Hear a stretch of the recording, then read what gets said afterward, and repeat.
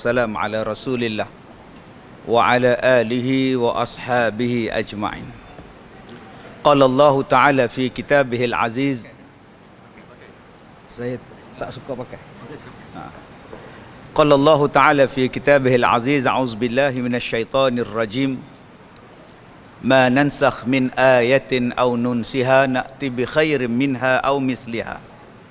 Alam ta'lam anna Allah ala kulli syai'in qadir. Sadaqallahul azim.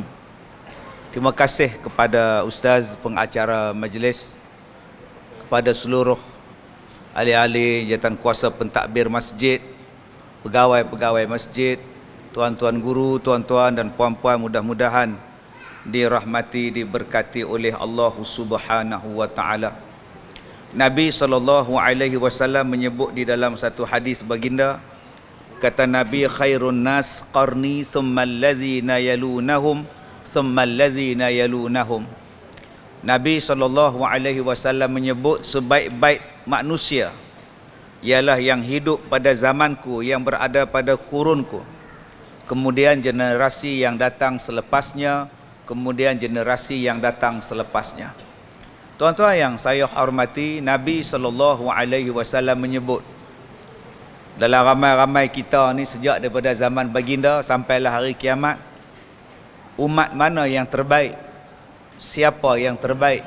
Maka kata Nabi, khairun nas qarni, sebaik-baik manusia ialah orang yang hidup di zaman aku, yang jadi sahabat Nabi, yang bersama dengan Nabi SAW.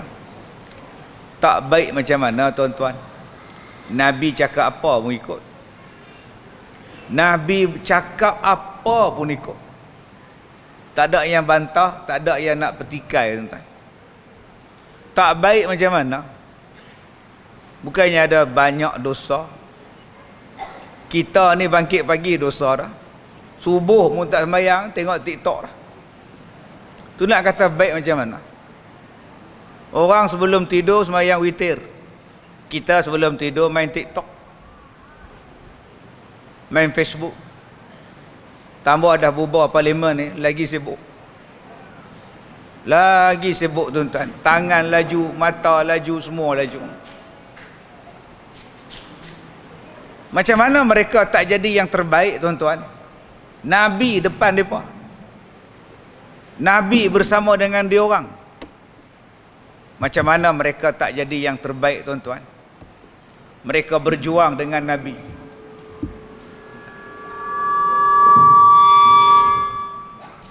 Okay.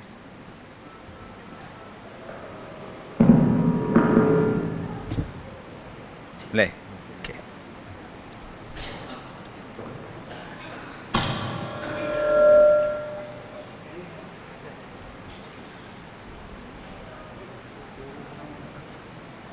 Okey. Boleh ya? Belum. Okey.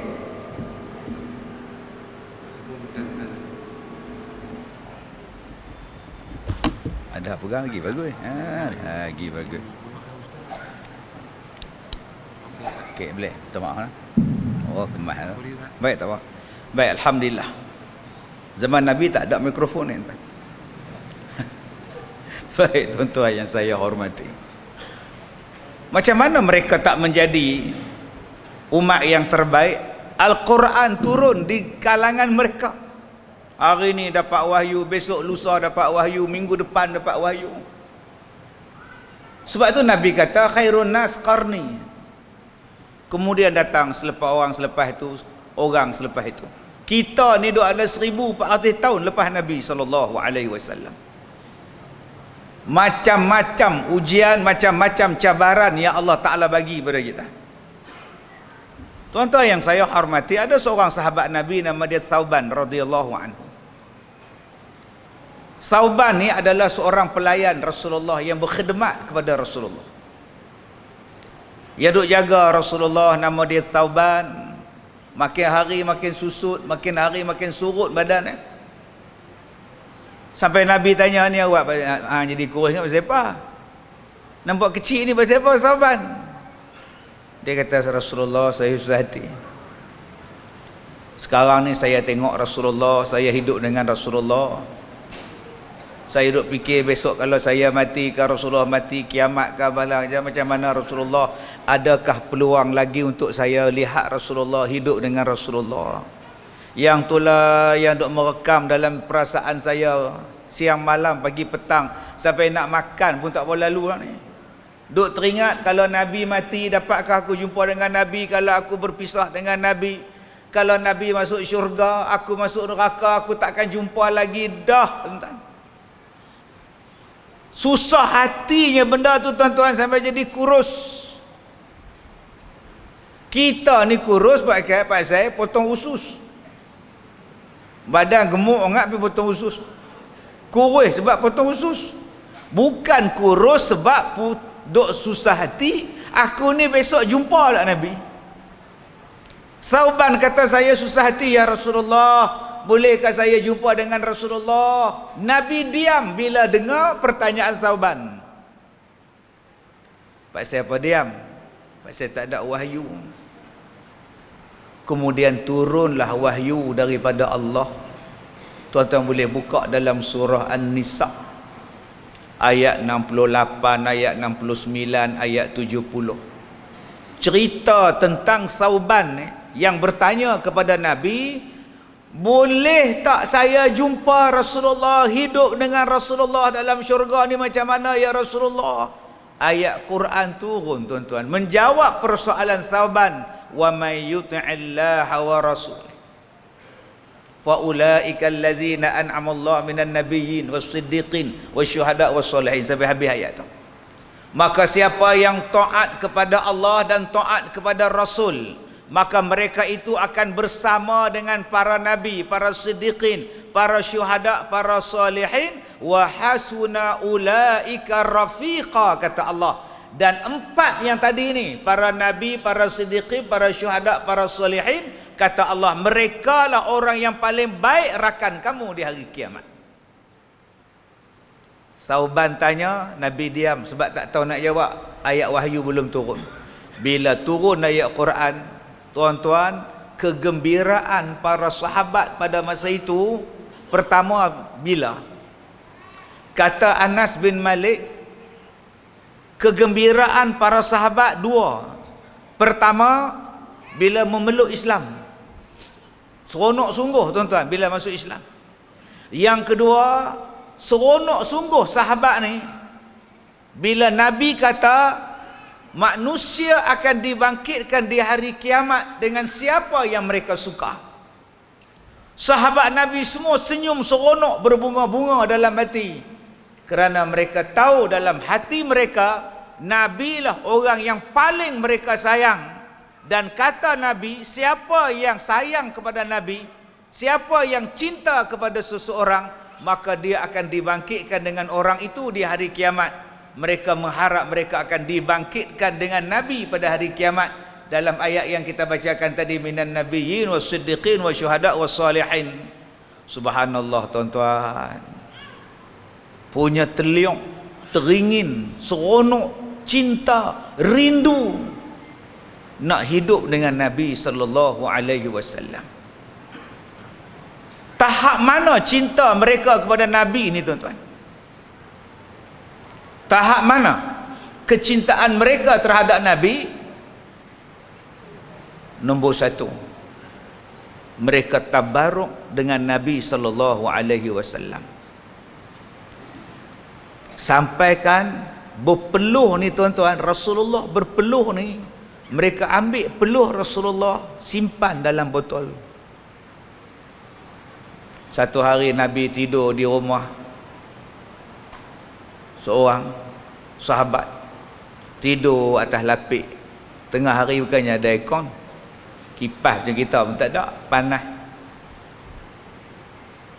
Bila sahabat tengok Nabi ni tidur dalam keadaan berpeluh, dia ambilnya peluh Nabi, simpan. Nabi terjaga. Kata Nabi, kamu buat apa ni? Dia kata, saya nak simpan peluh Rasulullah dalam ni, nak bagi anak cucu saya pakai. Ambil berkat. Wanginya peluh Rasulullah lebih wangi pada kasturi. Peluh Nabi pun orang berebut. Punyalah sahabat ni cinta pada Nabi. Tuan-tuan, Bilal bin Rabah, bila dia ni tuan-tuan tengok Nabi ambil wuduk, simpan tadah air wuduk Nabi ni. Sebab tu bila tengok Nabi ambil wuduk, simpan tadah ni, pergi bagi kat kawan ni air wuduk Nabi ni. Pakai ambil sapu badan, sapu muka. Yang tak sempat nak ambil, air dah habis, mereka pergi ambil air yang melekat pada tangan sahabat-sahabat ni, yang mana duk basah dengan air wuduk Nabi. Mereka masih lagi pegang lagi tuan-tuan. Ambil lagi-lagi, nak ambil keberkatan daripada Nabi SAW. Nabi Muhammad bila dia buang rambut dia, kadang yang buang rambutnya Ali bin Abi Talib, kadang ada sahabat lain. Rambut Nabi ni pun dia pun ambil tuan-tuan, sehelai pun tak jatuh ke tanah, pakai duk ambil semua ni. Rendam, minum air dia, jadi ubat. Ini yang pertama tuan-tuan, betapa sahabat memuliakan Nabi Muhammad sallallahu alaihi wasallam, ambil tabaruk dengan dia. Tuan-tuan mungkin pergi Madinah, pergi Telaga Osman, tuan-tuan pergi apa nama, telaga dalam kebun kurma, ladang kurma, silakanlah. Dia ada satu telaga dekat Masjid Quba, yang mana nak pergi umrah nanti, pergi Masjid Quba. Di belakang Masjid Quba tu, bukan belakang, di tepi Masjid Quba tu, mereka tengah buat cantik dataran. Dataran dia cantik lawa. Dulu dataran hak depan dia, hak banyak burung pati. Orang duk tabung makanan burung pati. Kita pun susah hati, kita parking situ nak pergi masjid, burung pati duk terbang mau berak atas aku, nak sembahyang-sembahyang ni. Orang duk tabung burung. Lah ni tinggal burung je, hak duk jual kurma, jual kepiah, jual tasbih apa semua tak ada lah, lapang. Depa nak bagi bersih masjid tu, bagi lapang Masjid Quba. Di tepi Masjid Quba tu depa buat dataran lagi luas. Tuan-tuan cari satu marble, satu tiles dekat dataran tu, adalah petak dia setengah meja ni. Petak dia setengah meja ni lain daripada tiles dan marble-marble yang lain. Dia buat satu asin. Tu tuan-tuan telaga. Telaga yang ada di zaman Nabi, telaga yang hak cincin Nabi jatuh dalam dia. Di zaman Sayyidina Osman. Orang cari cincin dia, orang cari sampai duk timba telaga dia, tak jumpa cincin tu. Depa tutup habis lah. Tinggal bubuh marble atas tu, sebagai satu tanda di situ telaga Nabi satu. Bayangkan tuan-tuan kalau telaga tu masih ada, agak-agak jadi ubat tak pada penyakit semua hak dalam dunia ni, manusia ni. Sebab Allah Ta'ala turunkan Al-Quran pada Nabi, Allah turunkan mukjizat pada Nabi, Allah turunkan keberkatan pada Nabi. Mau'izatum min rabbikum wa shifaa'un lima fis sudur wa hudan wa rahmah lil mu'minin. Allah Ta'ala sebutkan dalam Quran tu, jadi ubat, wa shifaa'un lima fis sudur, jadi ubat bagi penyakit yang ada dalam dada kamu. Wa huda, menjadi petunjuk. Wa rahmah, jadi rahmat kepada orang yang beriman. Tak apalah telaga tu mereka tutup. Saya pergi cari satu lagi telaga hak ada di zaman Nabi, yang Nabi pernah pergi. Jarak dia 2 jam 30 minit daripada Madinah. Di mana Ustaz? Dekat dengan Badar, tempat perang Badar no. Nak pergi sana jauh, tapi jalan lawa, jalan cantik. Jalan cantik tuan-tuan, walaupun tak ada pilihan raya. Kita ni kalau jalan berkilat tu tak lama, yang mana faham, tak faham sudah tuan. Jalan cantik. Saya tengok padang pasir ni, Masya Allah tingginya. Padang pasir dia tinggi pada Kubah lagi. Melangut tinggi. Sif jalan pergi lagi tuan-tuan, tengok batu semua. Sampai. Bila sampai dekat telaga ni, Tok Syekh ni kata ni telaga hak Nabi pernah lalu, Nabi pernah minum, Nabi pernah singgah, air tangan Nabi, air janggut Nabi, apa semua ni duk tumpah dalam telaga ni. Tuan-tuan kalau minum air tu sampai sekarang manis. Manis air dia. Lepas buh gula ustaz, tak tahu kot tuan Arab tu buh gula. Dia punya penutup dia tuan-tuan, tebal besi dia ni. Besi dia ni sama tak tahu tebal lagi pada ni apa meja ni. Pun tebal tu. Kalau tuan-tuan boleh pergi kepak besi tu, kira tera. Tuan-tuan boleh pergi cungkir bagi bengkok, boleh tengok air dia, kira tera. Depa tutup tuan-tuan tu. Supaya orang tak terjun, orang tak apa-apa, tak apalah. Tapi depa pam air tu naik. Kita boleh tadah, kita boleh minum. Satu telaga hak Nabi buat. Satu lagi telaga yang saya pergi tuan-tuan. Tuan Syekh ni bagi tahu. Dia kata ni ustaz, ni telaga ni kampung ni punya orang kampung sini. Waktu tu Nabi nak pergi ke Badar ni. Bila Nabi singgah, orang kampung kata jangan minum ya Rasulullah. Perigi ni tak elok, ada racun. Duk tengah padang pasir, duk tengah kawasan batu bata, air dia tak elok, air jenis karat beracun, kalau minum tak elok. Nabi ludah tuan-tuan. Nabi ludah. Air tu jadi penawar, saya minum. Dia tak manis, dia tak masin, dia tawar, sedap. Sampai sekarang masih ada. Kita haraplah mereka tak tutuplah telaga tu, 2 biji telaga ni tuan. Pak saya apa yang saya pergi cari sampai dapat telaga tu? Tuan-tuan ingat bulan lepas ke 2 bulan lepas, saya ceramah ni pakai topeng, pakai topi, nampak mata. Nampak mata. Heboh satu Malaysia. TV datang, wartawan datang, surat khabar datang. Ustaz Kazim ni apa hal pula ni? Pergi ceramah pakai topi mancing, pakai topi askar, nampak mata tutup. Sebab doktor tak bagi saya kena cahaya matahari.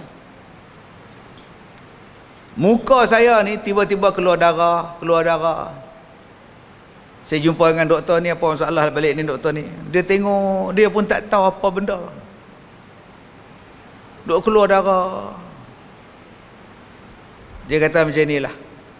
Jangan bagi kena cahaya matahari. Kita cuba tengok. Habis tu tak kena macam mana? Saya ni buat kerja, saya ni berjalan. Dia kata, fikir sendirilah dia kata.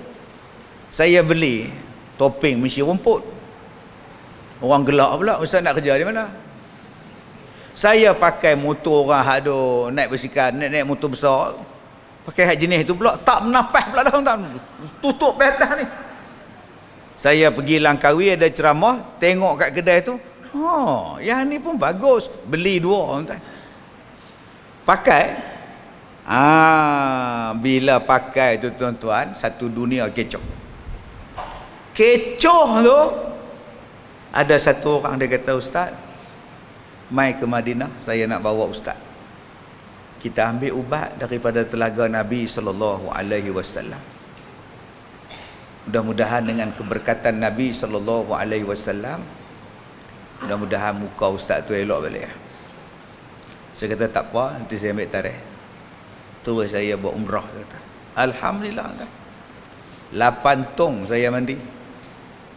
Minum, mandi, tempatnya 50 darjah Celsius lebih panas dia, tapi air dia sejuk, subhanallah. Sampai sekarang saya duk terasa lagi. Dengan izin Allah, alhamdulillah, dengan keberkatan daripada air daripada telaga Nabi SAW tuan. Elok balik, alhamdulillah.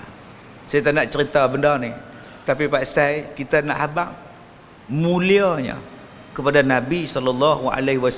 Bekas Nabi tu pun kita boleh ambil tabaruk daripada dia. Ambil tabaruk daripada dia pun boleh tuan-tuan.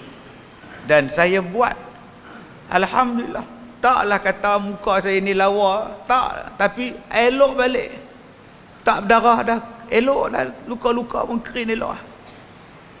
Ubat apa yang saya tak makan tuan? Doktor mana yang saya tak mengadap ni?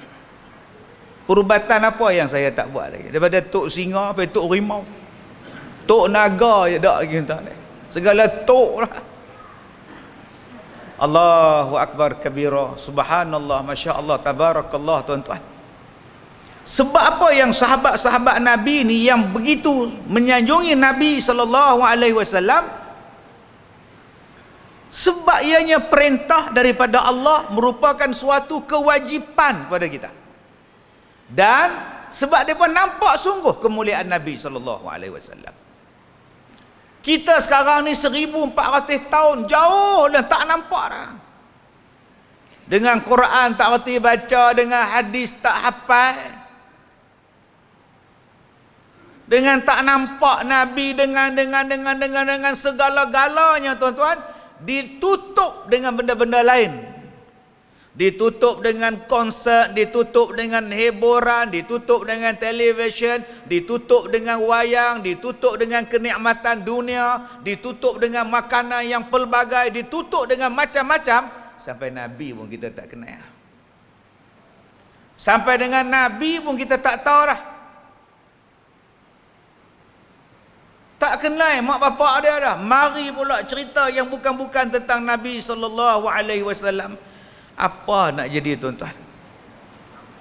Orang kutuk Nabi, orang petikai Nabi, sampai ada orang Islam yang mempertikaikan Nabi sallallahu alaihi wasallam. Sehingga dia berkata bahawa Nabi bukanlah contoh teladan yang baik. Sebab Nabi meninggalkan Khadijah, Nabi meninggalkan anak-anak Nabi, dan Nabi bersembunyi, Nabi berkhalwat di dalam gua.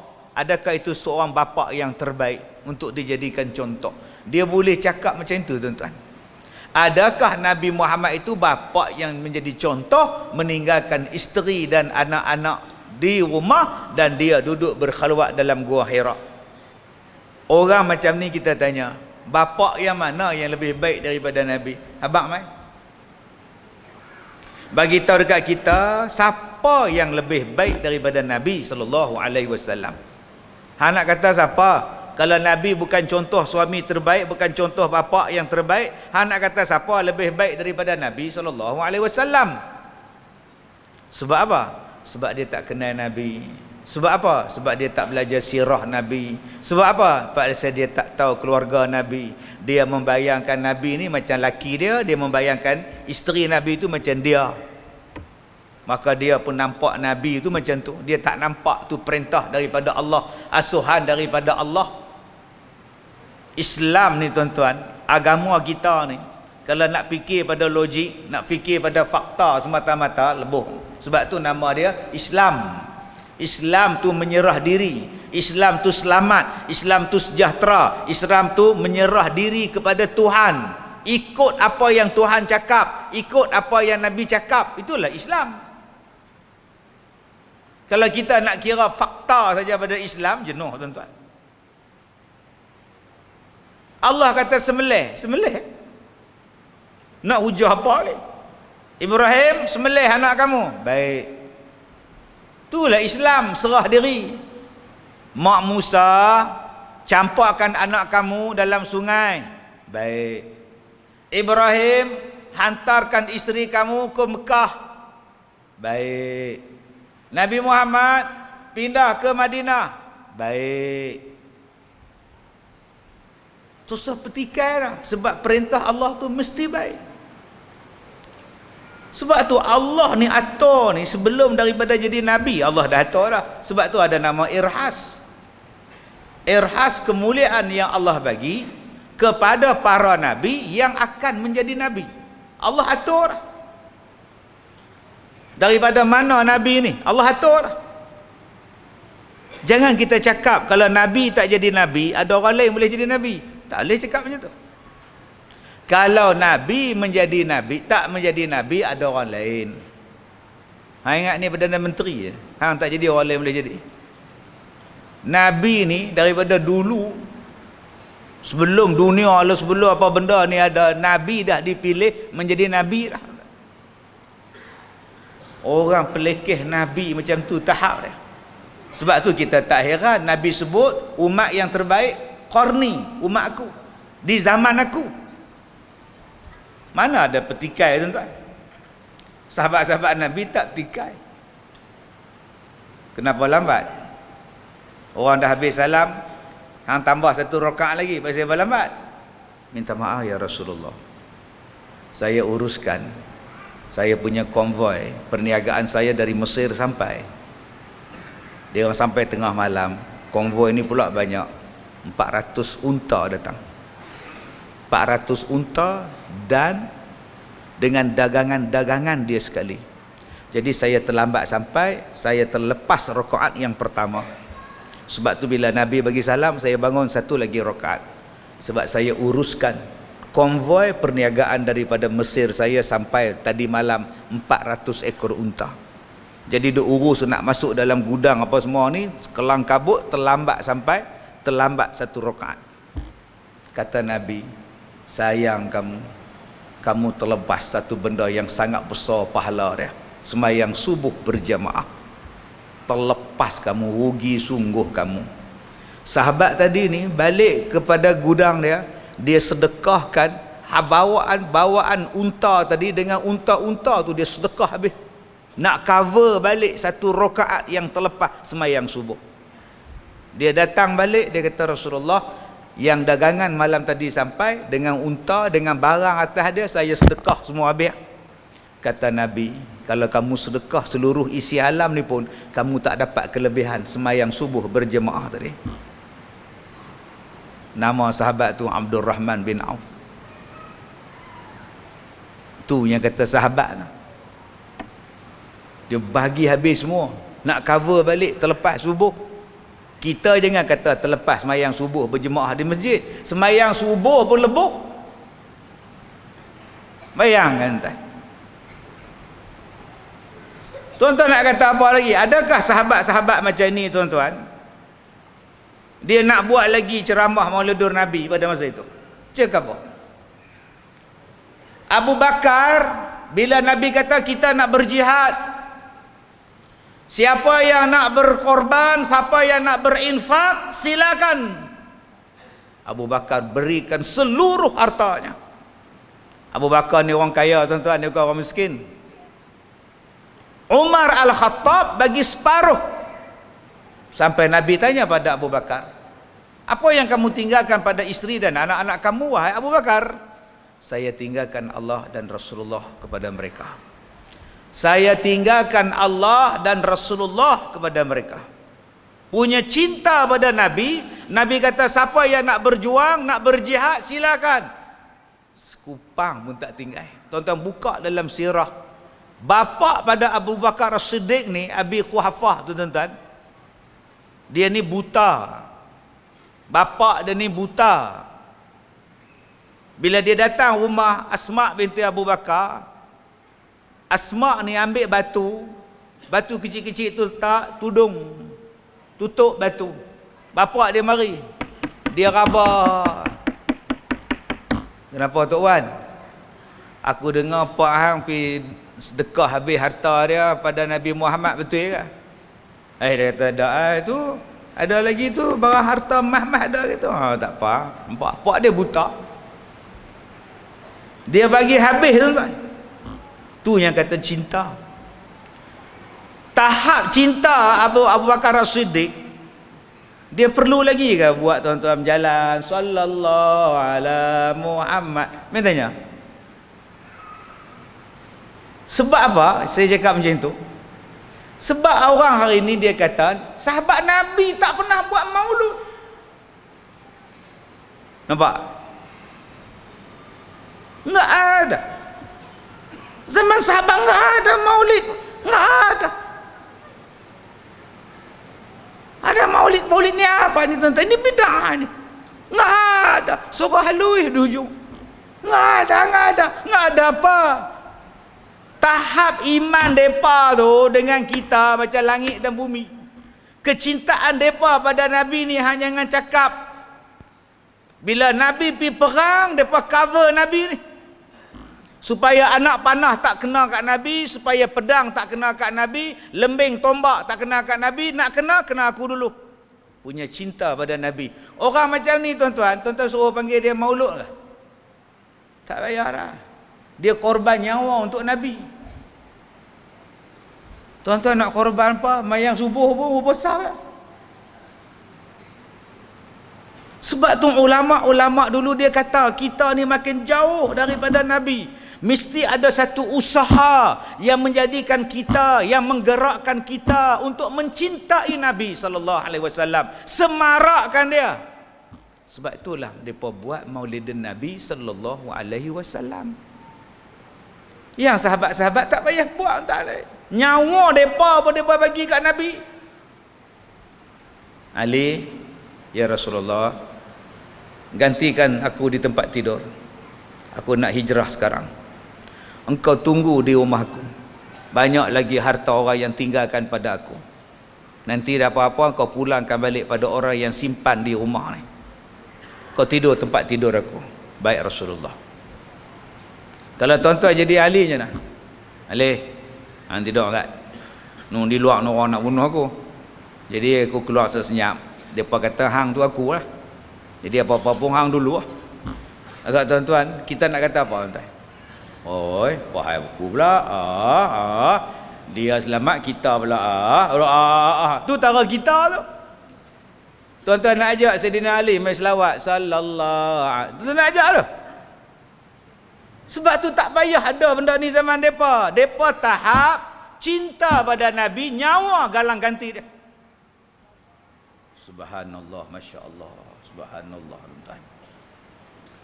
Ada satu makcik ni dalam perang Uhud, laki mati, adik-beradik mati, anak beranak mati.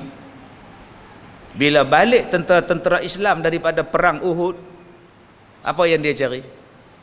Rasulullah macam mana? Rasulullah apa habang? Rasulullah apa habang? Rasulullah apa habang? Dia tak tanya anak dia ke, suami dia ke, adik-beradik dia tak tanya. Rasulullah apa habang? Rasulullah selamat. Rasulullah alhamdulillah, syukurnya ya Allah. Dia tanya Nabi dulu. Tuan-tuan nak ajak makcik ni main berewang masak nasi untuk sambut maulud, tak payah tuan-tuan. Anak dia pun dia kata kalau anak saya ada lagi yang jantan, saya akan hantar anak saya ni dengan Nabi berjihad. Kita hari ni tuan-tuan nak ajak anak main maulud pun tak mau. Main hantar situ. Pak Isyak balik main ambil ni tak ambil pula, balik aku balik jalan kaki pula. Ambil kata anak. Hantar situ pukul apa? Lepas Isyak hamai lah Ustaz Kazim, dia pukul 9 dia habis. Pesan kat dia ingat lambat sangat. Oh, dia suruh pesan pula tuan-tuan. Subhanallah, masya-Allah tuan-tuan oi. Sebab hari ini ada orang yang kata zaman sahabat tak buat, pasal apa hampa buat? Nabi buat. Ini jawapan dia tuan-tuan. Okey, kalau hang kata sahabat Nabi pun tak buat maulud, pasal apa hampa buat? Jom kita buat apa yang sahabat Nabi buat untuk mencintai Nabi. Jom kita ajak.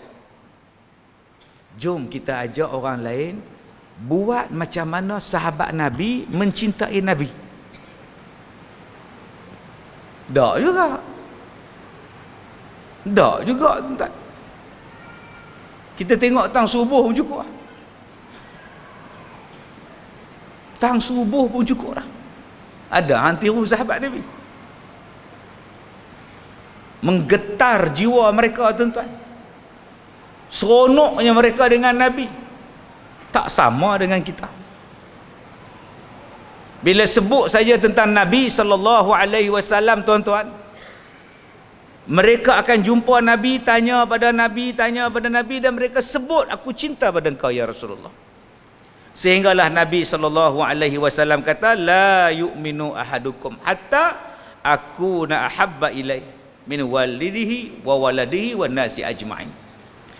Tidaklah sempurna iman seseorang sehinggalah aku ini dicintai olehnya lebih daripada dia mencintai kepada mak bapak dia, kepada anak dia, kepada kaum keluarga keseluruhan dia. Nombor satu orang yang paling kita cinta ialah Nabi Muhammad sallallahu alaihi wasallam.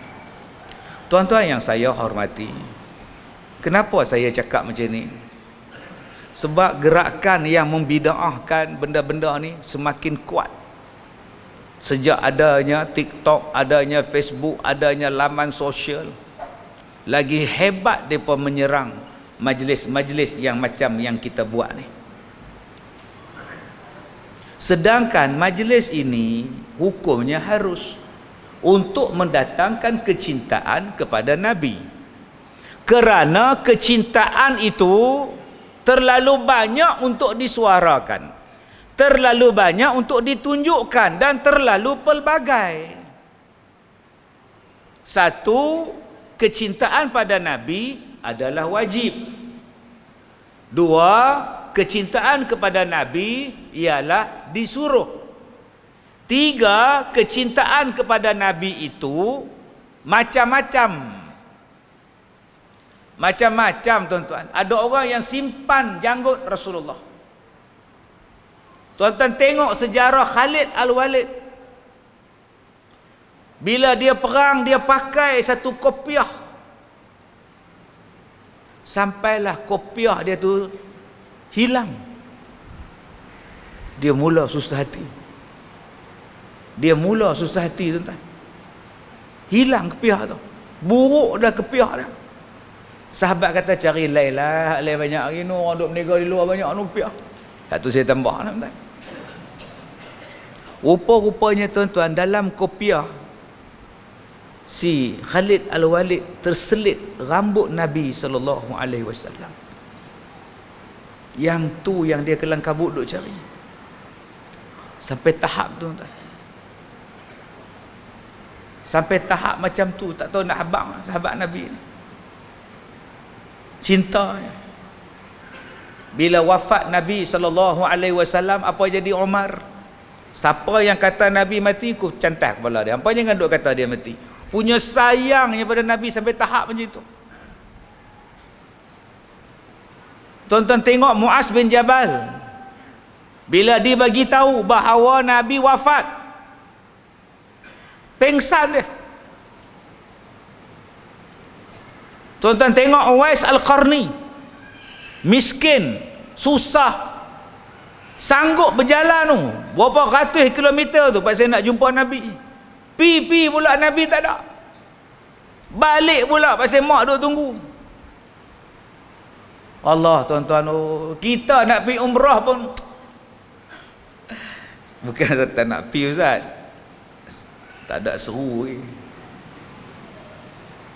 Bukannya berjalan kaki Pak Ngah, naik pesawat terbang. Kalau jalan kaki sungguhlah. Nak lepas Myanmar satu hari, nak lepas Iran satu hari, nak pergi ke Mekah. Uwais ni, tuan-tuan, berjalan kaki ni. Pasal apa? Cinta pada Nabi, nak jumpa Rasulullah. Kita tak boleh nampak lah, tapi kita boleh ziarah makam dia. Ada yang boleh pergi Bali 2 kali, ada yang pergi New Delhi 2 kali dah, pergi Taj Mahal. Tapi umrah tak buat lagi, ziarah Nabi tak buat lagi. Hang ni cinta kat Taj Mahal ke? Hang cinta kat siapa? Nabi kata jangan kau angkat beg engkau untuk bermusafir, melainkan selepas kau pergi 3 tempat ni. Masjid Nabi, Masjidil Haram, Masjid Nabawi, Masjid Aqsa. Lepas tu hang nak pergi mana? Pergilah Pak Long. Ni boleh cakap tak ada seru. Saya bukan tak ada seru, Ustaz, tak ada belanja. Bukan baru ni beli kereta kan. Budak nak kereta tak bagi kat dia cash. Oh, pergi umrah tak ada duit, cash boleh beli. Dah kereta second hand 16,000. 16,000 pun cukup. Hak Nabi dulu. Sebagai tanda aku cinta pada Nabi SAW. Kalau yang tu pun tak boleh buat macam mana, tuan-tuan? Tak, Ustaz, yang kita ni yang kena cinta dengan Nabi sangat pasal apa? Pasal Allah suruh, saya kata tadi. Ada dalil ke, Ustaz, Allah suruh? Ada? Ada? Apa dalil dia, Ustaz? Surah Yunus ayat 58. Surah Yunus ayat 58. Itulah dalil dia. Qul bi fadlillah wa bi rahmatihi bidzalika falyafrahu. maka dengan rahmat dengan kelebihan daripada Allah, dengan rahmat daripada Allah, maka hendaklah kamu bersukacita. Bi fadlillah itu ilmu, wa bi rahmatihi, kata Abdullah bin Abbas, merujuk kepada Nabi sallallahu alaihi wasallam. Nabi itu rahmat daripada Allah, maka hendaklah kamu bergembira. Falyafrahu. Disuruh. Sebab ada yang kata, ustaz, apa ni doa ramai berselawat, menyanyi selawat ni apa? Oh, dia marah pula dah. Sedangkan Al-Quran tu boleh dilagukan, takkan selawat tak boleh dilagukan? Tengok qori yang jadi imam tadi, oh kemah baca. Tengok hafiz masjid tuan-tuan ni, hafiz ni, suruh dia baca, tengok berlagu Quran. Ada Jibril turun bawa Quran pada Nabi Muhammad tu, dia berlagu nahwan ada? Ada belajar lagu nahwan. Wa huwallahu fis sama, ada tuan-tuan? Tak ada. Itu pasal apa yang pergi buat musabaqah tilawah semua tu? Dan itu tak bid'ah? Tak, sebab disuruh mencantikkan bila membaca Al-Quran. Kalaulah bacaan Al-Quran itu pun harus dicantikkan, takkan selawat tak boleh dicantikkan. Habis itu ustaz, kalau selawat boleh dicantikkan, kenapa tak dicantikkan selawat di dalam bacaan sembahyang tahiyat akhir? Tuan-tuan, lagu Al-Quran ni dia bukan boleh main lagu kok suka. Dulu ada satu tok imam, dia bawa lagu Syahrus Khan, Mehdi lega kerekna, dia baca Fatihah, baca lagu tu Alhamdulillahi Rabbil. Sudah tuan-tuan, orang pecah dia tuan-tuan. Dia bawa lagu Hindustan pergi jadi imam. Mana boleh tuan-tuan? Nak bawa lagu, bawa. Tuan-tuan nak bawa lagu apa? Oh, saya nak bawa lagu Ras. Silakan. Alhamdulillahi Rabbil Alamin. Silakan. Oh, saya nak bawa lagu Bayati. Silakan. Tak ada salah. Alhamdulillahi Rabbil Alamin. Silakan lagu Bayati. Contoh. Sebab lagu tu tak salah. Begitu juga dengan selawat. Selawat berlagu pun salah. Masya Allah, tabarakallah. Allah, tuan-tuan yang saya hormati, ustaz, yang pasal apa yang sambut Maulidun Nabi saja? Banyak lagi benda lain yang kita boleh sambut tentang Nabi. Sunnah Nabi ke? Sunnah pun kita buat ke? Ada selama ni kami tak ikut sunnah. Ni cuba tengoklah masjid ni. Ada kami tak ikut sunnah. Kapek cantik, kapek bersih, tebal, hijau, aircon. Cuba tengok jemaah, semua pakaian cantik. Semua yang datang ni cantik belaka. Bukankah cantik tu sunnah Nabi? Pun salah. Kami ikut sunnah Nabi, macam-macam benda kami ikut. Yang ni tambahan sahaja. Tang mana yang jadi salah?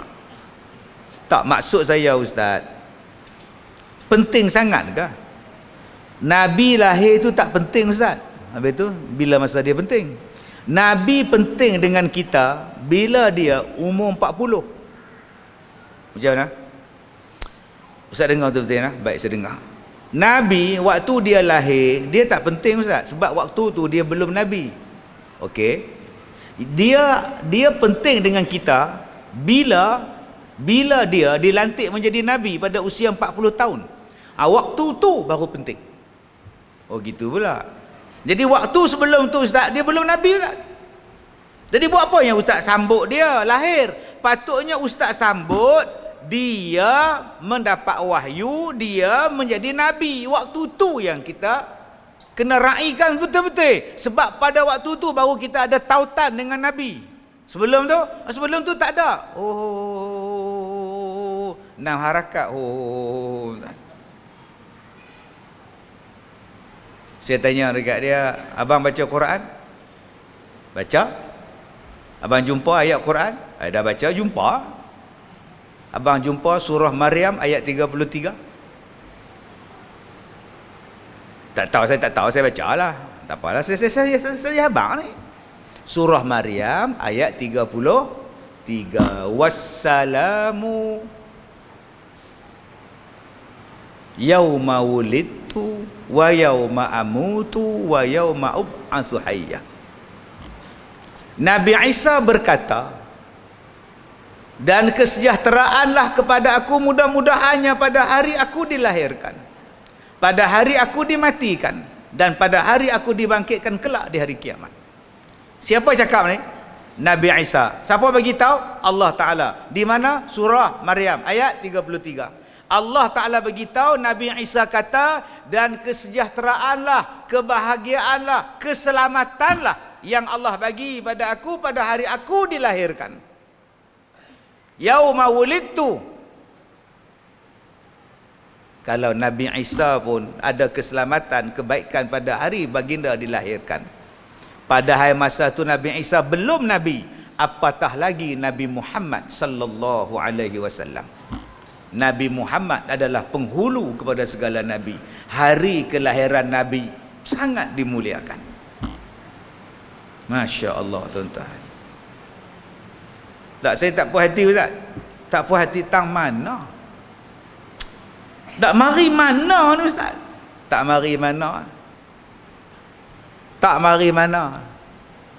Mari pada ulama-ulama berijtihad. Tuan-tuan, saya buat satu contoh. Ada orang bila mari satu peringkat umur, macam kita lah, macam saya lah, jenis tak tidur. Jenis tak tidur tuan-tuan, semut. Bila tak tidur tu maknanya senang bangkit sembahyang malam, senang pergi sembahyang subuh. Peringkat umur, tambah pula ada penyakit pula. Pukul 4:30 bangkit nak kencing. Tu hak kencing manis lah. Kita pula dah bangkit pergi kencing, tidur balik, lebuh tuan. Allah bagi kita bangkit kencing tu supaya bangun, mandi, bersihkan badan, sembahyang malam, sembahyang subuh. Allah ni sayang kat kita. Dalam sakit tu pun dia bagi peluang, dia suruh kita buat ibadat. Tapi ada orang cukup susah bangun sembahyang. Cukup susah nak bangun 5:30 pagi, nak bangun 6 pagi, nak sembahyang subuh. Cukup payah. Kadang-kadang suami dia kejut. Mayang abang nak pergi masjid ni. Bangun pukul 5:45 dah, dekat subuh dah. Abang pergi cik mayang. Laki dia balik 6:45 dia tidur. Cuba tuan-tuan tengok anak kita. Man. Mayang oi. Kunam lah. Duk gelap lagu tu. Ada yang sedang pukul 7:30. Ya Allah, 6 harakat. Tak sedang langsung Ustaz. Oi, tak tahu lah lena apa, tak tahu. 7:30 baru bangun. Ada yang jenis tidur mati, pukul 12 baru bangkit. Ada yang tidur lambat, duk tengok sepupu dia main bola, Sibik menang 2-1. Tak pernah faham, tak faham sudah tak. Saya 2 hari ni saya buat rancangan apa TV3, tanyalah ustaz. Habis Masjid Abdullah Fahim pi pula. Habis Masjid Bota pi pula. Habis pukul 9:30 sampai pukul 1:30. Nak cari parking punya seksa lah dekat hotel tu. Penuh sesak orang. Depa ni tak tidur lah pukul 1:30 ni. Rupa tengok bola. Liverpool lawan Arsenal. Saya pun tengok sekali. Oh, tengok bola patut tak ada parking. Saya jenis tak tidur. Duk riuh lagi di bawah. Buka tingkap, apa hal depan ni? Oh, pak penakan kita, Ronaldo pula main. Patutlah penuh sesak lah. Agak-agak nak tidur pukul apa? Habis bola pukul 4, start pukul 2, habis pukul 4. Agak-agak tidur pukul apa? Ni hak nak main 64 perlawanan. Saksikan 64 perlawanan berkelas dunia. Oh, sudah tuan. Di rumah anda, Piala Dunia Qatar. Oh, Masya Allah. 64 perlawanan pula dah. Memang lebuh tuan-tuan. Okey, bagaimana supaya kita boleh bangun sembahyang subuh? Nombor 1, mak nanti kejutkan saya. Mak pun tak bangkit subuh. Mak haid, malas bangkit. Jenis ada mak pak tak apa, jenis duduk bujang. Pesan kat kawan bilik sebelah, dia pun tak balik. Kita ingat dia ada. Rupa malam tu dia balik kampung. Pesan kat jiran sebelah, Haji Din, saya Haji Din nak pergi masjid subuh, tolong kejut saya. Ketuk dinding pun tak apa, janji saya bangkit lah. Pecah kaca tingkap pun tak apa, janji saya bangun. Tu dia. Kalau nak bakar pun bakarlah rumah saya. Dia bakar sungguh tuan. Janji hang bangkit subuh. Haji Din ketuk dah. Mat. Oh Mat. Maya Mat. Mat. Rom tak bangkit juga habis. Apa wasilah untuk tuan-tuan bangun sembahyang subuh? Ambil jam. Beli jam kat Maidin tu 10, letak kat telinga. 5 belah kanan, 5 belah kiri. Set 6, 5.30. Tak bangun ni saja. Maka pada masa itu, kenapa awak kejutkan tidur awak dengan jam loceng? Supaya saya bangun sembahyang subuh. Adakah mengejutkan awak dengan jam loceng itu jadi sunat, jadi wajib, jadi harus atau jadi apa? Supaya awak boleh sembahyang. Kalau dah tahu tak boleh bangun, mesti ada orang yang menggerakkan. Tak ada orang yang menggerakkan, mesti ada alat yang mengejutkan supaya awak boleh buat satu benda yang wajib, nama dia solat subuh. Kalau kewajipan itu boleh bangun dengan hanya jam dinding, jam loceng lah aku beli supaya aku dapat sembahyang subuh. Kena ada usaha. Menyayangi Rasulullah itu merupakan satu kewajipan. Carilah apa jalan sekalipun untuk engkau menunjukkan yang kau cinta pada Rasulullah. Walaupun kadang-kadang terpaksa buat majlis maulidun Nabi seperti kita. Janji hasilnya aku cinta pada Nabi SAW. So apa masalah? Apa masalah? Tak Ustaz faham tak saya kata tadi? Bukan saya tolak Nabi, saya pun tak kata abang tolak. Ustaz faham tak? Dengar cakap saya dulu. Saya kata kita kena muliakan Nabi waktu Nabi dilantik menjadi Nabi. Bila? Saya tanya dia. Bila Nabi dilantik menjadi Nabi? Abang? Yang tu Ustaz cari sendirilah. Ada saya nak tanya abang, abang pandai kan? Tak. Yang tu apa? Nabi ni dia dapat wahyu bulan Ramadan. 27 Ramadan ke 17 Ramadan ke, jadi khilaf. Kita ambil lah nuzul Quran 17 Ramadan. Di situlah Nabi dilantik menjadi Nabi. Ada tak kami sambut hari Nabi dilantik menjadi Nabi? Ada. Nama dia apa? Nuzul Quran. So apa masalah? Tak Ustaz tahu tak 12 Rabiul Awal tu 12 Rabiul Awal tu Ustaz, hari kematian Rasulullah. Okey. Yang kita duk sambut sekarang 12 Rabiul Awal bukan hari lahir Rasulullah Ustaz. Habis tu hari kematian Rasulullah. Kalau saya sambut hari kematian Rasulullah salah kan? Sebab Nabi Isa kata tadi, kesejahteraan pada hari aku dimatikan. Mati Nabi Isa pun tak ada kemuliaan dia. Takkan Nabi Muhammad wafat tak ada kemuliaan pada dia? Nak kata apa tuan-tuan? Nak hujah apa? Yang 12 Rabiul Awal yang jadi khilaf ni hampa yang kata khilaf. Khilaf tak mana? Dia kata Nabi lahir pada 8 Rabiul Awal. Bukan 12. 12 tarikh mati, 8 tarikh lahir. Siapa yang kata? Kami dah kira dah. Gerhana Nabi lahir tu, waktu tu tahun berlakunya gerhana. Okey? Jadi berlaku, kami duk kira gerhana ni duk ada 1400 duk pusing-pusing. Tarikh dia 8 Rabiul Awal. Tarikh gerhana tu sama dengan tarikh Nabi tu. Oh, kami tu siapa?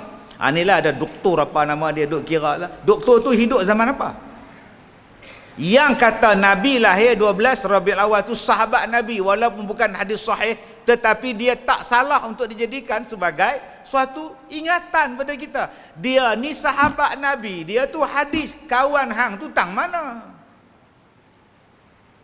Sebab tu ulama-ulama jumhur dia kata Nabi lahir pada 12 Rabiul Awal, wafat pun 12 Rabiul Awal, lahir pada hari Isnin, meninggal wafat pun pada hari Isnin. Dah selesai masalah. Tutup buku lah. Yang buka pasal apa?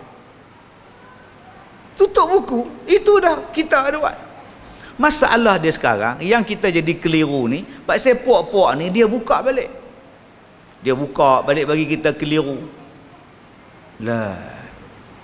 Tuan-tuan, hak 8 pun hang kata 8 lah, hang kata 12 pun 12 lah. Tapi kami nak pakai 12, hampa nak pakai 8 tu pulang pada hampa lah. Benda tu tak menjejaskan akidah, benda tu tak merosakkan tauhid apa pun. Yang ada besar sangat pasal apa?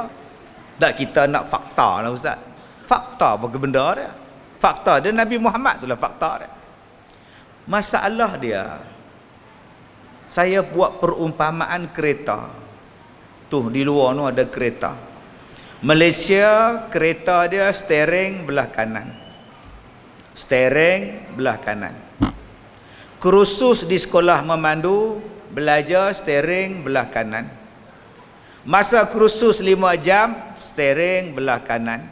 Ambil periksa dengan JPJ pun steering belah kanan. Jalan kita pergi balik pun kanan kiri, signboard semua belah sini. Sebab kita pakai steering kanan. Tiba-tiba dia buat mari kereta steering belah kiri, mai pakai dalam jalan raya di Malaysia. Dia seorang steering kiri, kita semua steering kanan. Tak betul lah, kanan belah kiri lah betul. Hang seorang kata tak betul. Akhirnya dia kacau semua hak steering belah kanan ni. Hak steering belah kanan pun dah duk elok-elok belah kanan, duk tengok dia belah kiri. Dia rempuh habis kat depan. Hang peganglah steering kanan, hang mampu pihak lah belah kiri. Hang ni daripada mana main ni? Orang sini semua belah kanan, hang belah kiri. Lepas tu hang duk ajak kami pula belah kiri. Nak potong tak boleh, duk susah tuan-tuan belah kiri, nak potong lagu mana? Sampai tulis kat belakang tu, awas pemandu belah kiri. Kita jadi pening ni main mana ni, pening duk tengok dia, duk layan dia tuan-tuan, kita rempuh orang depan. Ini analogi dia, yang mana faham tak faham sudah. Jadi steering kereta belah kiri betul tak? Betul. Steering belah kanan betul tak? Betul. Tapi tak sesuai di sini. Di mana steering belah kiri sesuai? Amerika, pi Amerika. Pi Arab, Arab belah kiri. Korea pun belah kiri. Pi sarang pi sana. Kami belah kanan.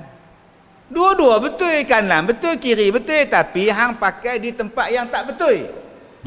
Jadi kelang kabut lah. Sebab tu hari ni kita jadi kelang kabut. Dah lah kelang kabut pasal anak nak cerai. Kelang kabut kita laki menikah 2. Kelang kabut kita pergi masjid kasut hilang. Kelang kabut kita bubar parlimen pula. Mai kelang kabut pula. Bida'ah. Astagfirullahalazim. Banyaknya kelang kabut.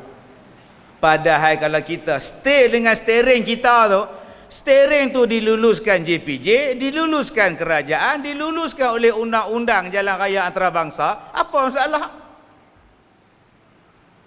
Jadi bagi puak-puak yang nak pakai steering belah kiri, tak sesuai. Kalau hang nak pakai, hang buat jalan raya hang sendiri. Hello, tu ni puak-puak belah kiri, tak apa, senang. Ni hang dah lah pakai steering kiri, duk pakai lebuh raya pula. Orang nak cepat, orang nak laju, orang nak sibuk. Tuan-tuan yang saya hormati, Allah Ta'ala sebut di dalam surah Al-Hijr.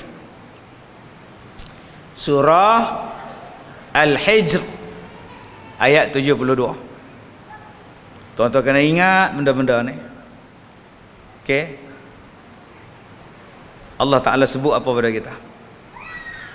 La'amruka innahum lafi sakratihim ya'mahun. La'amruka, la La sumpah. Dalam Quran ada satu lagi waw, waw sumpah, wawul qasam, waw sumpah. Wal asr, wal fajr, wasyam, wad duha. Ini waw sumpah. Allah bersumpah demi masa, demi waktu duha, demi matahari, demi bulan, demi bintang, demi. Dalam Al-Quran ada ayat-ayat sumpah. Kenapa Allah bersumpah dengan benda-benda ini? Sebab benda-benda itu sangat hebat. Matahari sebiji menari sekalian alam, tak pernah padam, dah berjuta tahun dah. Allah sumpah wasyamsi waduhaha. Allah bersumpah dengan bintang, wan nazi'ati gharqa wan nasyitati nashta, kata Allah. Allah bersumpah dengan bintang yang laju, bintang yang terlalu cepat bergerak. Allah sumpah. Ada ayat yang Allah sumpah dengan masa, wal asr wal fajr. Masa tu hebat. Allah bersumpah dengan Al-Quran, wal Qur'anil Hakim, demi Al-Quran yang bijak. Allah bersumpah dengan Quran. Banyaknya Allah bersumpah dengan satu negeri, nama dia Mekah. Wa hadzal baladil amin, maknanya Mekah tu hebat. Allah bersumpah dengan bukit, wa turi sinin, demi bukit Tursina. Masya Allah. Satu-satunya Allah bersumpah dengan manusia. Ada di dalam Quran surah Al-Hijr ayat 72. Dan Allah bersumpah dengan umur Nabi Muhammad sallallahu alaihi wasallam. La amruka, demi umur kamu wahai Muhammad. Maknanya umur Nabi Muhammad sangat hebat. Bila? Sebelum baginda lahir, selepas baginda lahir, waktu baginda hidup, waktu baginda mati, sekarang sampai hari kiamat, umur Nabi sangat hebat. Jadi kalau Allah bersumpah dengan umur Nabi, apa masalah engkau bila kami nak ambil satu part daripada bahagian-bahagian umur Nabi untuk kami muliakan Nabi kami, Nabi Muhammad sallallahu alaihi wasallam. Kami pernah mengambil umur Nabi ketika dapat wahyu, kami namakan dia Nuzul Quran bulan Ramadan. Kami pernah ambil kemuliaan Nabi ketika hijrah ke Madinah, nama dia Ma'al Hijrah. Kami pernah ambil kemuliaan Nabi pada setiap hari Isnin berpuasa, kami juga berpuasa pada hari Isnin. Kami ambil kemuliaan pada Nabi ni kebanyakan nikah pada hari Jumaat, kami juga akad nikah pada hari Jumaat. Nak ambil keberkatan tu. Dan kami juga ambil keberkatan, mudah-mudahan ada keberkatan pada tarikh kelahiran Nabi untuk kami sambut. So, apa masalah? Bukan semata-mata di situ saja. Tuan-tuan yang saya muliakan, nak tunjukkan kasih sayang kita ni tuan-tuan, saya buat satu contoh. Ulama zaman sekarang, saya bukan ulama, saya ula dalam semua. Kalau saya ni yang duk berceramah zaman sekarang ni 2022 ni, kalau orang macam saya ni duduk di zaman sahabat, duduk di zaman tabi'in, duduk di zaman tabi'in, agak-agak saya duduk di kelas berapa? Cik fikir. Kalau saya duduk zaman depa lah tuan-tuan, agak-agak saya ni kelas apa? No kelas. Tak ada kelas. Siapa jalan? Tahap saya tak lebih teruk dari tu, Pak. Yang depa ni tuan-tuan, orang biasa pun alim. Bayangkan. Orang biasa pun alim, apatah lagi alim ulama. Kita ni dengan pandai ni main kuliah maghrib ya, sebulan 4 kali. Kita rasa pandai lah. Adakah orang dulu mengaji macam kita? Habis isyak, sadaqallahul azim, balik. Malam esok datang tak? Tengok bini ajak makan shell out pula. Ni tak habis-habis shell out, Petron out pula. Shell out tak habis-habis. Tuan-tuan tak payah bayang kita lah. Tak payah bayang ulama' zaman dulu. Ulama' ni, hak duduk tanah Melayu ni. 25 tahun mengaji di Mekah. 40 tahun mengaji di Mesir. Tara tu pun lagi tuan-tuan mengaku tak alim lagi. Tuan-tuan tahu tak tu yang pengarang kitab Baharul Mazi, Idris Al-Marbawi tu. Orang Lubuk Merbau. Orang Kuala Kangsar, Lubuk Merbau. Waktu dia dipilih jadi tokoh Maulid Nabi Ma'al Hijrah apa semua tu, saya tingkatan 5 kan. Saya duduk tengok siaran langsung daripada pusat Islam sebelah Masjid Negara. Dulu mana ada TV, TV1, TV2, TV3. Mana ada internet apa semua, YouTube apa bala macam sekarang. Dulu TV tu raya ke apa hak tu, kalau raya sarkas. Hari raya tunjuk sarkas zaman dulu ni. Terbang naik tali, terbang pakai sepeda saja. Raya zaman tu. Tak pi mana dah. Tayangan gambar sempenang hari raya. Tu. Bakal duk tunggu tengok malam pertama apa, malam kedua apa. Hari raya lepas maya raya tu balik tengok TV. Sarkis. Saya panggil sarkas. Apa kena mengena dengan selamat hari raya Aidilfitri kan? Tapi dah tak ada benda lain duk nganga. Oi, dulu kalau ada sambutan Maulidur Rasul, sambutan hari kebangsaan tu dia, tuan. Nak pi mana duk dalam Felda? Nak keluar jalan besar tu 25 batu. Tengok TV. Tengok TV. Depa buat anugerah kali pertama tuan-tuan.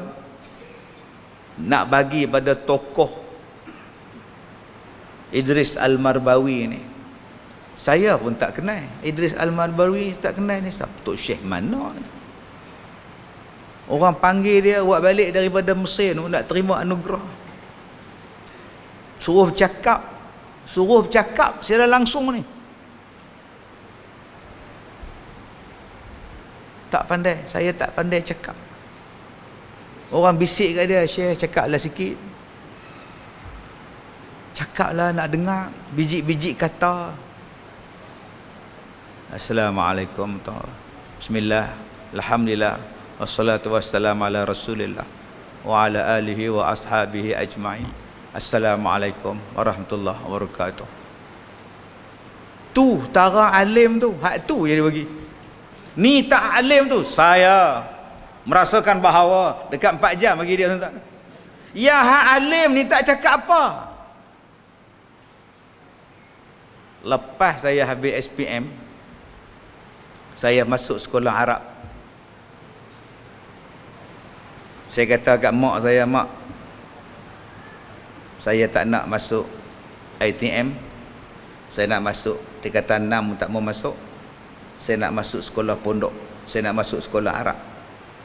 Umur 18 tahun. Mak kata, kok sukamu lah. Kok sukamu lah. Okey, masuk. Bila saya masuk, saya lah pelajar paling tinggi dalam kelas. Hak lain-lain semua rendah macam mereka ni. Masuk kelas ibtidai. Budak 9 tahun, 8 tahun, 10 tahun. Duduk depan sekali. Budak-budak belakang. Hak perempuan belakang. Sekolah Arab, budak perempuan belakang. Abang Kazim, tunduk sikit, tak nampak. Tunduk. Oh. Dalam sehari saya kena hafal 20 perkataan bahasa Arab. 20 kena ingat. Satu hari 20. Satu kali hang lupa, buat pungkuk ayam. Ustaz bawa kayu pimpong, katok. Sekali lupa, katok. Sekali lupa, katok. 16 kali lupa, hancur kuku ni. Saya tengok muka ustaz tu. Saya ingat sampai lah. Kalau dia hidup, saya cari. Sudah standby lama pimpong tuan-tuan ni. Allahu akbar, garang gila. Cengihnya. Kena duk ingat, ngong duk ingat. Kalau hari ni 20 ingat, Besok kena ingat baru 20. Hak kemarin tak boleh lupa. Hak kemarin tu dia tanya balik. Lupa kena lagi. Oh, mampu yang tahu. Tapi tak apa, kalau dia tak buat itu tak pandai. Baru saya buka Kamus Al-Marbawi. Kamus Al-Marbawi tebal tu. Rupa-rupanya yang dapat anugerah Al-Marbawi hari tu, tokoh kerajaan bagi tu.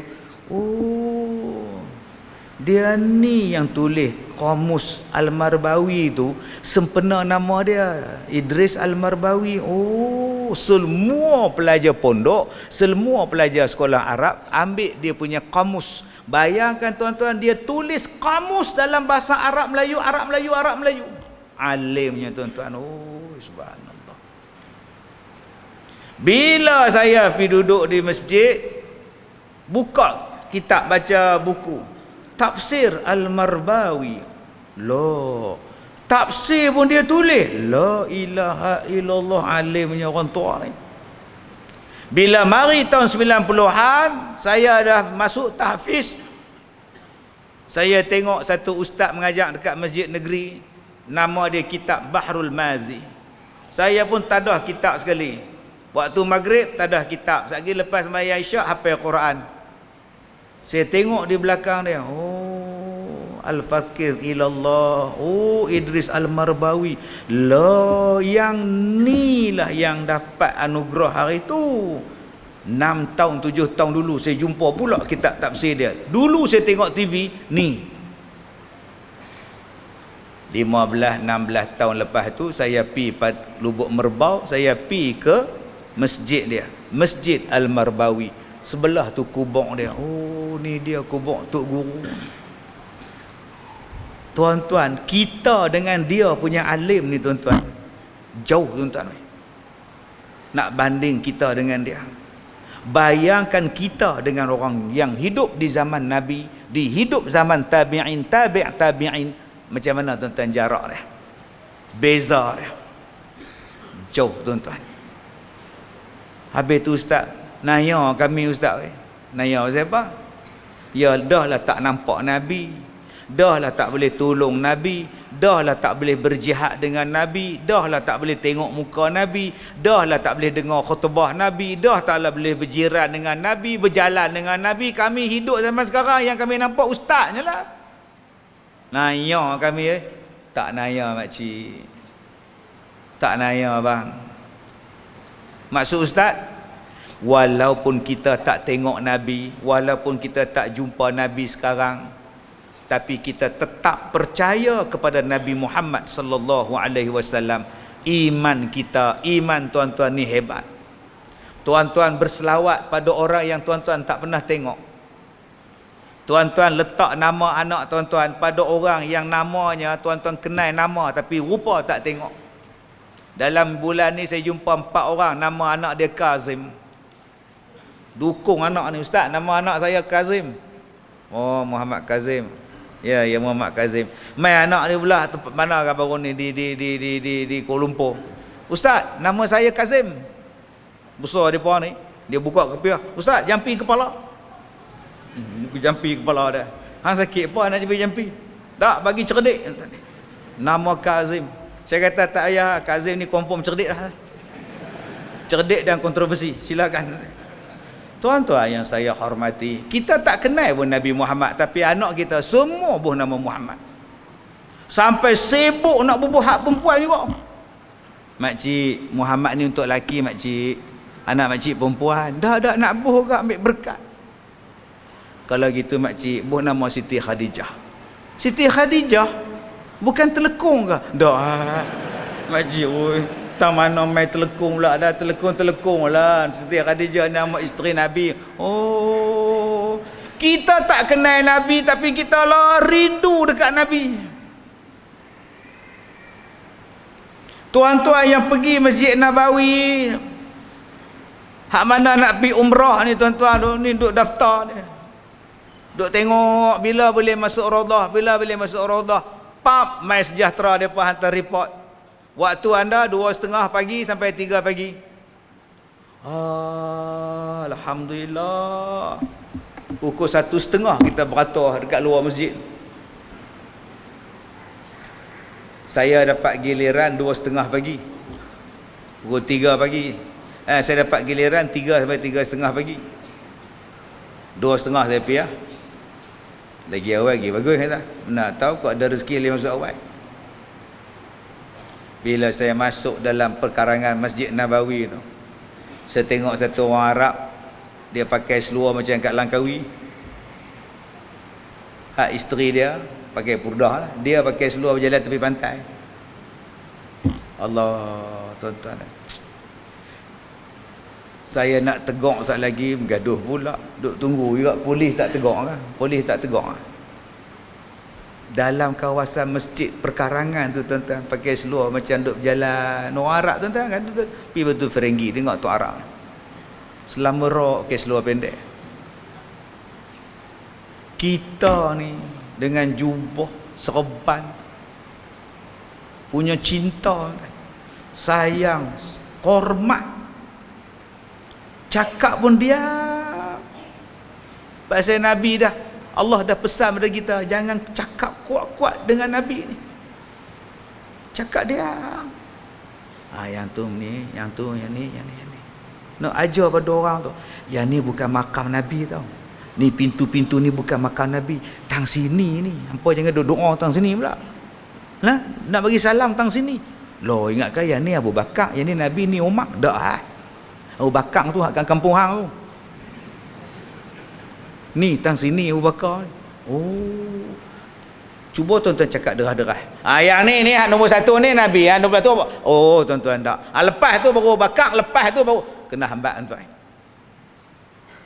Hormat. Saya bila-bila tengok tu pakai seluar pendek tu, Allah, sedih tuan-tuan. Kita ni syukur pada Allah, tuan-tuan. Kita hormat Nabi kita, sayang Nabi kita. Bersyukurlah, tuan-tuan. Jangan kita kata aku ni jauh daripada Nabi, mesti Nabi tak kenal aku. Kalau Nabi nak kenalkan kita, banyakkan selawat pada dia. Nabi ni jauh pada saya, Ustaz. Saya 1400 tahun, mesti Nabi tak kenal di hari kiamat. Nabi akan kenal hang. Nabi akan bagi hang minum air telaga Kausar. Tapi janganlah buat benda merapu, nama dia bid'ah. Jangan buat. Jangan pergi buat pula subuh 8 rakaat. Itu bid'ah. Lama pak cik sembahyang subuh. Saya buat 8 tak? Oh, bukan 2. Saya duk fikir juga 2 ni banyak mana pahala. Betul? Tu yang saya buat 8 tu. Kita nak cari apa lagi Ustaz, ada tua-tua kan.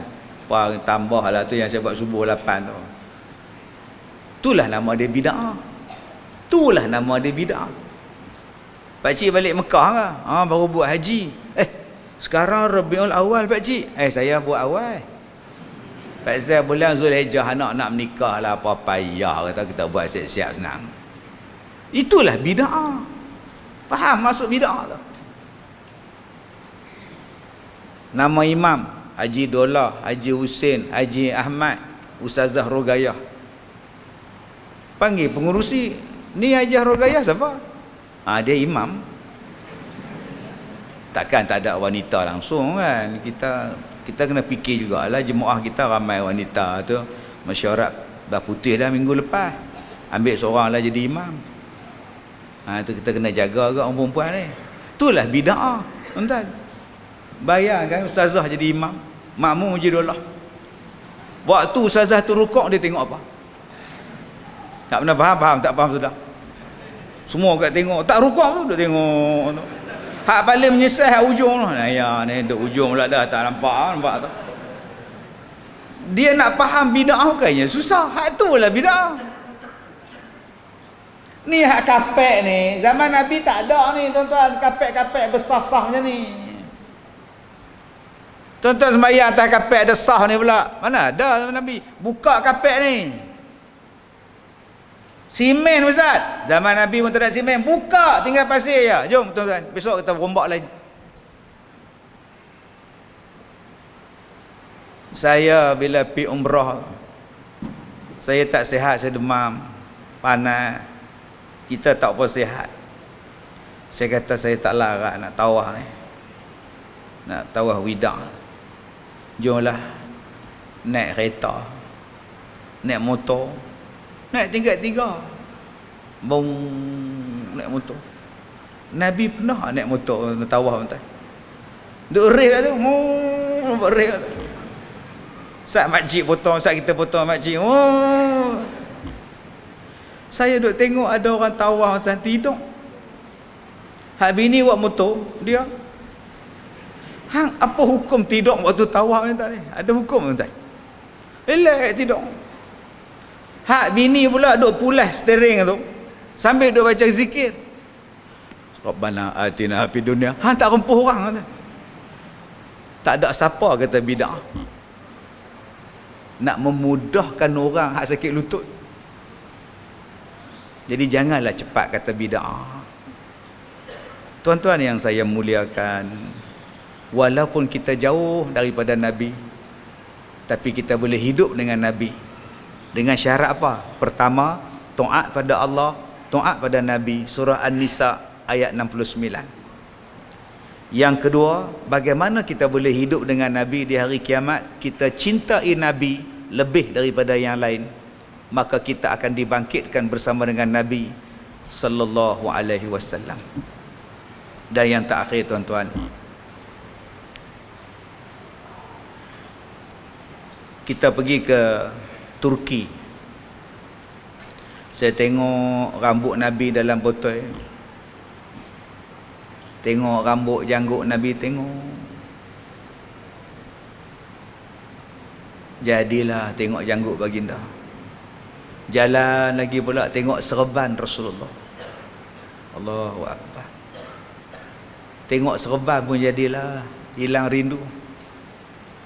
Tengok pula capal Rasulullah. Ya Allah. Hak inilah yang duk bawa Nabi berjalan ni, capal ni. Seronoklah tuan-tuan. Lagi-lagi seronok kalaulah kita dapat mimpi jumpa Nabi sallallahu alaihi wasallam. Hanya orang yang pernah jumpa Nabi dalam mimpi, dia tahu macam mana segaknya Nabi, bercahayanya Nabi, bersihnya Nabi. Ya Allah. Jom tuan-tuan, kita buatlah amalan bagi kita dapat bertemu dengan Nabi dalam mimpi pun jadilah. Sonoknya tuan-tuan, ya Allah, subhanallah. Cantiknya Rasulullah. Jauhnya kita dengan Nabi. Hanya orang yang pernah jumpa saja dapat tahu. Rasa rindu pada Nabi. Doalah mudah-mudahan kita dapat dibangkitkan dengan Nabi di hari kiamat.